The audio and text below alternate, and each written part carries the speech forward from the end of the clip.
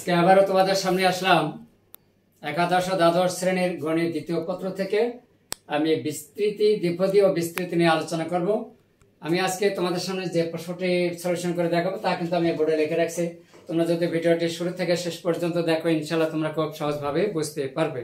যাদের দ্বিপদী বিস্তৃতির সমস্যা আছে, এই ক্লাসটি শুধু তাদের জন্য বেশি গুরুত্বপূর্ণ। তো চলুন সমন্বয় আকারে আমরা প্রশ্নটা সলিউশন করে নেই।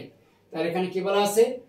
প্রশ্নটা নেওয়া হয়েছে রূপান্তর প্রকাশনী বই থেকে 7-এর 2 নাম্বার।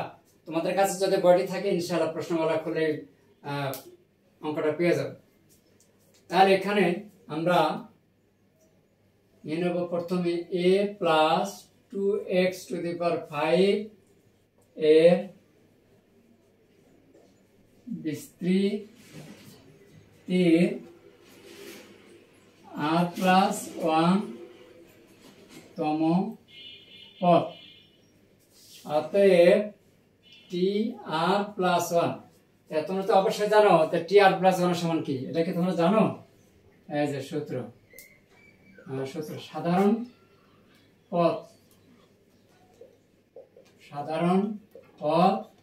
tr+1 ইকুয়াল কত? ncr(a⁻r(x⁴) এই সূত্রটা আমরা এখানে একটু অ্যাপ্লাই করব। তাহলে এখন কি লেখা যায়? তাহলে 5cr(a⁵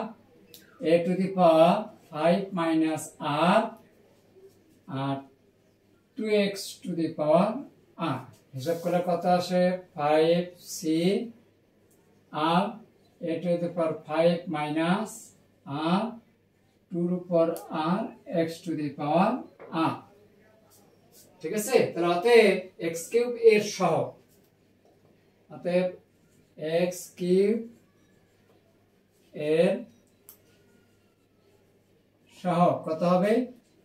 5c3(a⁵ 5-3)(3x⁴) ফলাফল 5c3 এর উপর স্কয়ার ইনটু কত?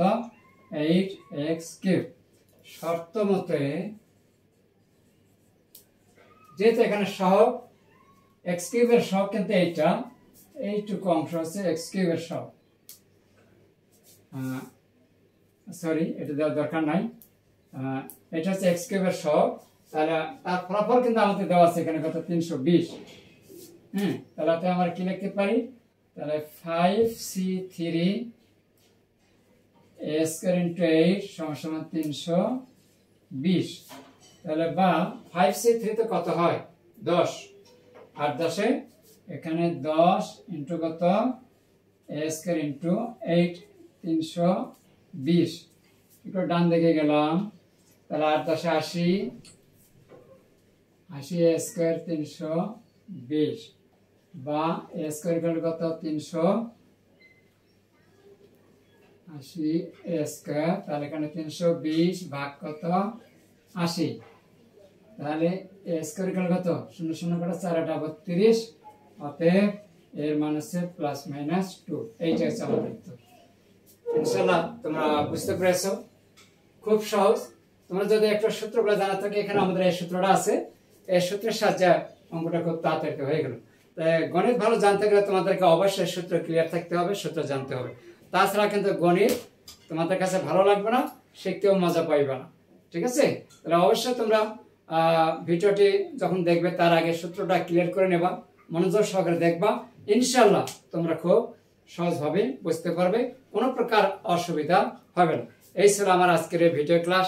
যদি ভিডিওটা ভালো লেগে থাকে তা অবশ্যই কমেন্টসের মাধ্যমে জানিয়ে দেবে, সেই সাথে অন্যদেরকে একটু বেশি বেশি জানার জন্য শেয়ার করে দেবে। আর যারা আমার এই ভিডিওটি ইউটিউব চ্যানেল থেকে দেখছো, তাদেরকে অনেক অনেক ধন্যবাদ। আর যারা চ্যানেলটিতে এখনো নতুন, সাবস্ক্রাইব করো না, ভিডিওটি দেখা শেষে অবশ্যই একটা সাবস্ক্রাইব করে দেবে। ধন্যবাদ সবাইকে। আজকে এই পর্যন্ত। আল্লাহ হাফেজ।